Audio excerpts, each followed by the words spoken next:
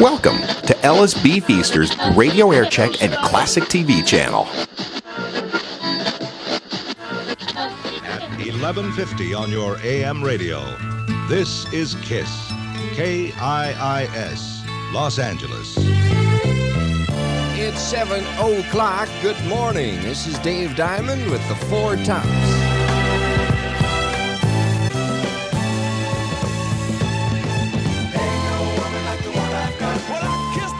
Tops, and there ain't no woman like the one I got. It's 7:03, KIIS in the morning with Dave Diamond. Clearing this morning is the weather picture. Sunny and warm this afternoon. Gotta love that a lot. A high today near 70. Tomorrow's high near 72.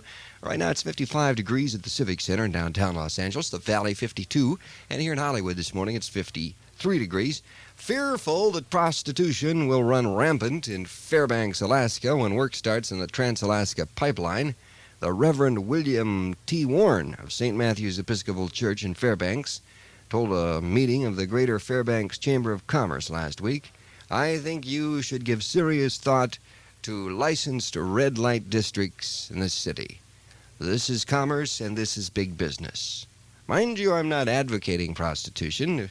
It'll just be handled miserably unless it's planned right." Chamber of Commerce President Frank Chapatos referred the proposals to the Chamber's Economic Development Committee. Just wanted you to know that the real world is alive and well again this morning. Listen, if you see the old yellow ribbon around the old oak tree in front of a Standard shoe store, you know what it means? Well, I don't know.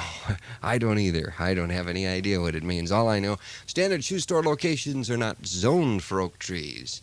Price cutting, not wood cutting, that's what goes on there. Great new styles, fresh from first quality shoe manufacturers the world over, all at cut prices. $21.50 shoes for $17.50, $15.95 shoes for $12.50, $8.50 shoes for $6. Doesn't mean you have to rush right out there because they're open all the time, and they have 50,000 pairs of shoes in each Standard shoe store. Shoes for everybody, men, women, and kids. They got a big 2.5-ton truck that keeps trucking every day between the 7 stores. Keeps them stocked all the time with 50,000 pairs. Store in Long Beach, Inglewood, Pasadena, North Hollywood, Encino, Anaheim, Los Angeles, and the store in Los Angeles on La Cienega at 3rd Street. Standard's cut price sale started 25 years ago and keeps going 7 days a week, plus weeknights until 9 o'clock. So if you want to start saving on your shoes, start saving tomorrow or today at Standard shoe stores. This is Barbara Fairchild from KIIS.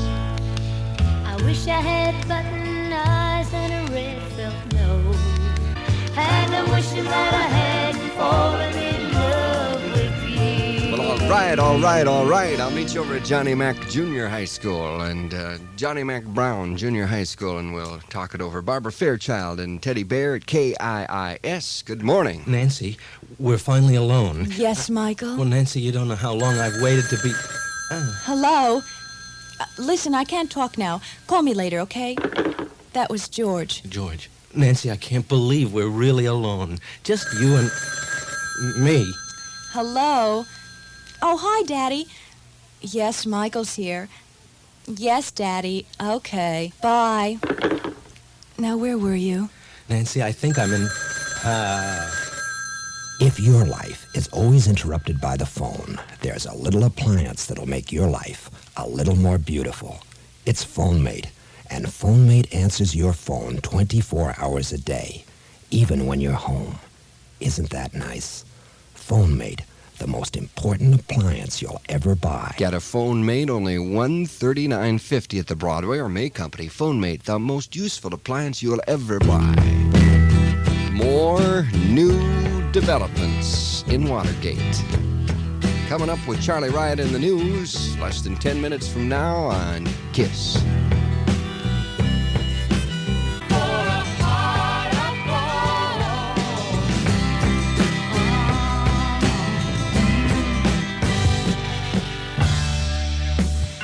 Orange is the color of the new day sun, giving way to a two-way one. Inside the mind lives a tree growing from the ground. Can't you hear the leaves falling down? KIIS and Skylark. Sorry, officer, I didn't know. She's faced the hardest times. She's a flower growing wild. KIIS. Los Angeles, what a nice thing to do to a Tuesday. 15 minutes after 7. This is Tuesday morning. Brought to you by Pennzoil, the motor oil that comes complete with its own additives, Z7. Pennzoil, the motor oil worth asking for. I'm Charlie Wright, and for your information, today is May Day, May 1st, or Law Day as we refer to it here. In the United States, workers enjoy their special holiday on Labor Day, but in much of the rest of the world, May Day is the day. Millions of workers around the globe staging celebrations to mark this occasion, and one of the biggest, as usual, is in Moscow. About 1 million persons marched through Red Square before Soviet leaders early today. But you know, every year in the past, it seems, we hear about the saber rattling and the tanks and the trucks and the machinery and the ammunition, but not this year. That big May Day parade over in Russia was marked by a speech by the Soviet Party chief Brezhnev, who talked about the importance of peaceful relations with the rest of the world, particularly with the United States and Japan. Guess we have to talk about Watergate, don't we? The Watergate is so confused. Last night, the president claimed he did not know what was going on, that what he called a third-rate burglary a few months back is something much more serious now. Mr. Nixon promised justice will be served. Whatever may appear to have been the case before, whatever improper activities may yet be discovered in connection with this whole sordid affair, I want the American people, I want you, to know beyond the shadow of a doubt that during my term as president, justice will be pursued fairly, fully, and impartially, no matter who is involved. But this morning, Republicans and Democrats in Washington are saying the justice would be a joke, really, if a party investigated itself. So Republican Charles Percy of Illinois is leading a move to force the president to name an outside prosecutor for Watergate. Take the matter out of the hands of the president's Attorney General, Elliot Richardson. Senator Goldwater, the senior Goldwater, longtime friend of Mr. Nixon and longtime supporter, says he would expect impeachment if it is shown that the president knew or has been dishonest about the Watergate felony. Goldwater says he believes the president knew nothing about it. Washington in general is saying Mr. Nixon used a little too much rhetoric, too many appeals to patriotism, and didn't really tell what he knows about the Watergate bodies, where they're buried. In effect, Mr. Nixon implicated one man, his former counsel, John Dean, whom he fired. After that speech, the president really surprised newsmen. He showed up in the White House press room, told reporters, "Go right on giving me hell when you think I'm doing wrong." In his speech, Mr. Nixon reversed a long-time distaste for the press, said the whole thing has come into the open thanks to a tough-minded judge, Judge John Sirica, and a vigorous, probing free press. Among the many newsmen who took the president's challenge seriously, columnist Jack Anderson, he says this morning the Nixon speech was a con job, a cover-up, a sidestep.